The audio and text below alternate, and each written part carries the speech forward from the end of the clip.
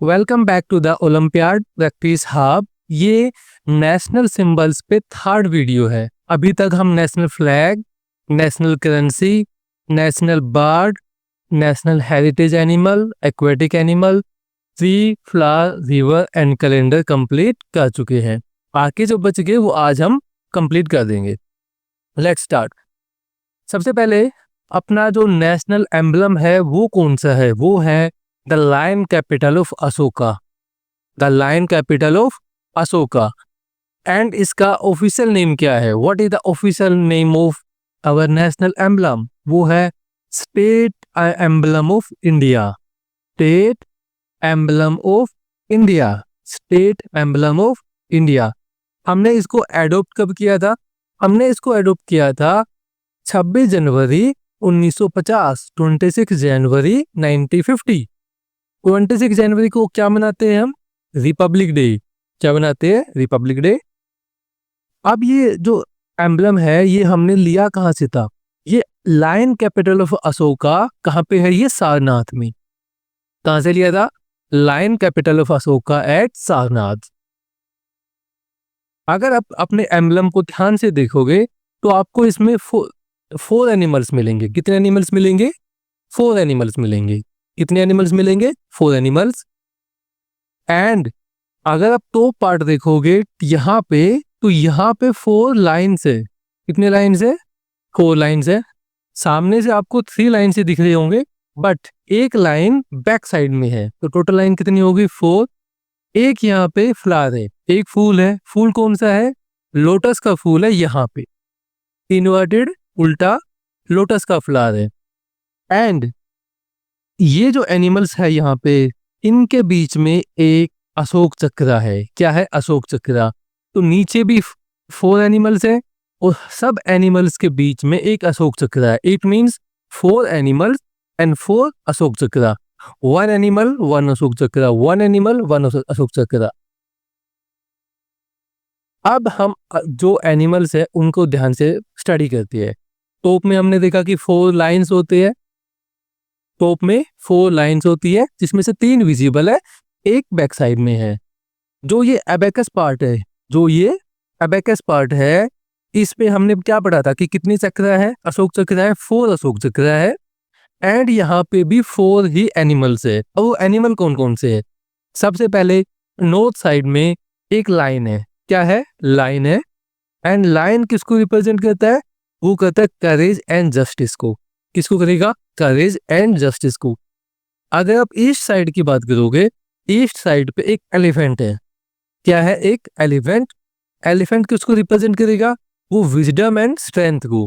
किसको? Wisdom and strength. एक animal और है, वो है हॉर्स मींस घोड़ा। वो कौन सी डायरेक्शन में है? वो वेस्ट डायरेक्शन में है। कौन सी डायरेक्शन में? वेस्ट में।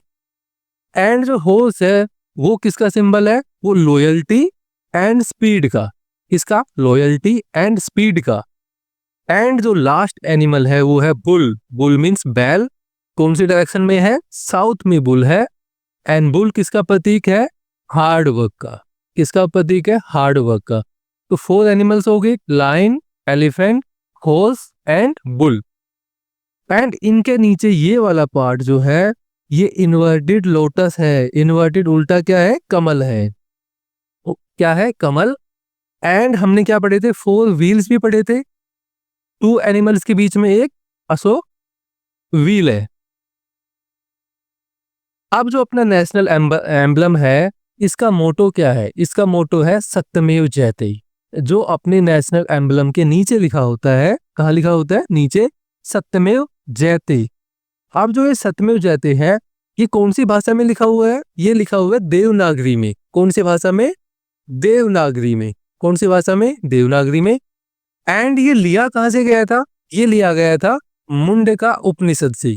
कहां से लिया गया था ये सत्यमेव जयते? मुंडका उपनिषद से। एंड इसका मतलब क्या है? इसका मतलब है truth alone triumphs. Truth alone triumphs. समझ आया? 4 एनिमल्स, 4 चक्रा एंड बॉटम में क्या लिखा हुआ है? सत्यमेव जयते। वो कहां से लिया गया था? वो लिया गया था मुंडका उपनिषद से। कहां से? मुंडका उपनिषद से। एंड किस भाषा में लिखा हुआ है? देवनागरी में। किसमें? देवनागरी में। अब ये क्वेश्चन है वो आपको सोल्व करनी, वीडियो पॉज कीजिए एंड सोल्व कीजिए।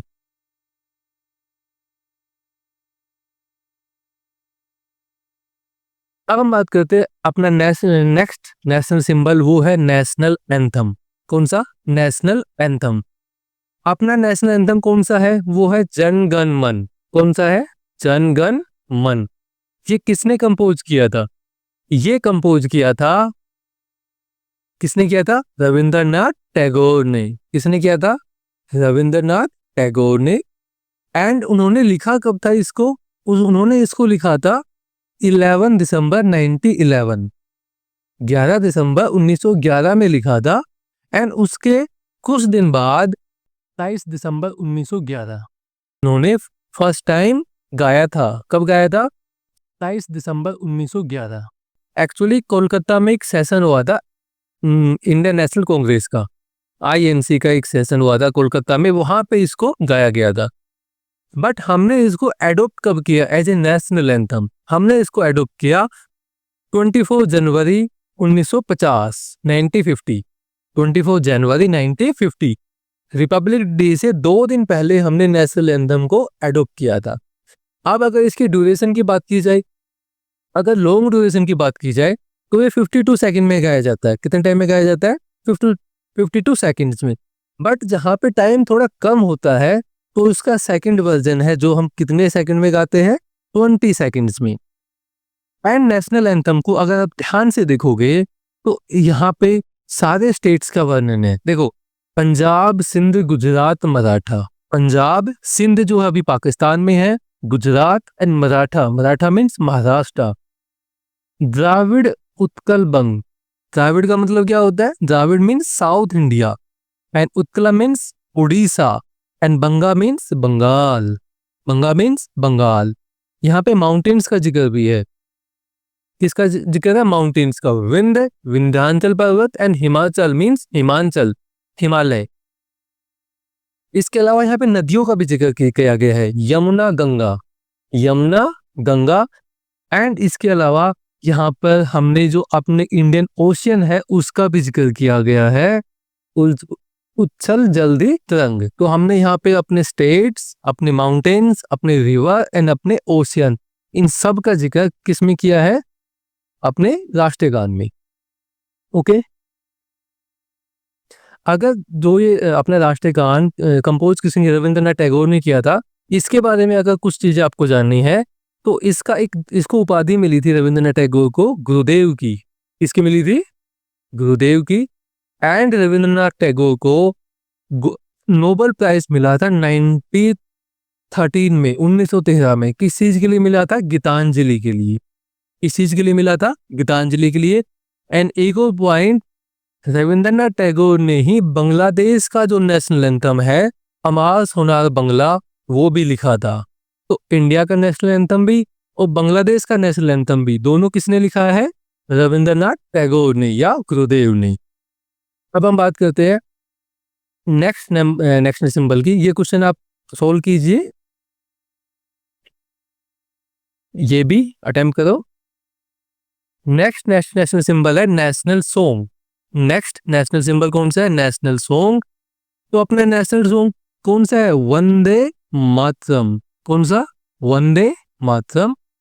ये किसने कंपोज किया था? ये किसने लिखा था? ये लिखा था बंकिम चंद्र चटर्जी ने। बंकिम चंद्र चटर्जी ने। एंड इन्होंने एक्चुअल में लिखा था ये 1870 में। कब लिखा था? 1870 में। बट इन्होंने पब्लिश कब हुआ था? ये 82 में पब्लिश हुआ था। कब हुआ था? 82 में। एंड यही क्वेश्चन पूछा जाता है कि ये कौन से उसमें आया था? नोवेल में आया था। ये आया था आनंद मठ में। कौन से नोवेल में पब्लिश हुआ था? आनंद मठ में हुआ था। कब हुआ था? 82 में। और हमने इसको कब एडोप्ट किया? हमने इसको नेशनल एंथम के साथ ही 24 जनवरी 1950, 24 जनवरी 1950 में ही एडोप्ट किया था। कब एडोप्ट किया था? 1950, 24। आप कुछ अपने क्वेश्चन है ये आप अटेम्प्ट कर सकते हैं। इजीली आप अटेम्प्ट कर दोगे। अब लास्ट जो अपना नेशनल सिंबल है वो है नेशनल एनिमल। एनिमल जो है नेशनल वो है टाइगर। हमने क्या पढ़े थे? नेशनल एक्वेटिक एनिमल, एक्वेटिक में क्या आया था? गंगा के डॉल्फिन। नेशनल हेरिटेज एनिमल भी हमने पढ़ा था, वो कौन था? हाथी। एंड ये है नेशनल एनिमल। ये क्या है? National animal. ये है रॉयल बंगाल टाइगर। अपना नेशनल एनिमल क्या है? Royal Bengal tiger. हमने इसको कब एडॉप्ट किया था? इसको किया था 1973 में। 1973 में। कभी कभी इसका भी साइंटिफिक नेम पूछ लिया जाता है। ये है panther tigris tigris. Panther tigris tigris. And mostly जो टाइगर है ये कहाँ मिलते हैं? ये सुंदरबन वेस्ट बंगाल में मिल जाते हैं या जिम कॉर्बेट में भी मिल जाते हैं। कहाँ पे? सुंदरबन या जिम कॉर्बेट जो नेशनल पार्क्स है वहाँ पे मिलते हैं। एक फैक्ट है कि जो वर्ल्ड में सबसे ज्यादा पॉपुलेशन कहाँ है टाइगर्स की? वो है इंडिया में। सबसे ज्यादा पॉपुलेशन कहाँ है वर्ल्ड में टाइगर्स की? इंडिया में। तो आई थिंक मैंने सारे नेशनल सिंबल्स कंप्लीट कर दिए हैं। कुछ एक दो पॉइंट्स अगर आप याद करना चाहो तो, जो अपना नेशनल एम्बलम था उसकी हाइट थी 8 फीट।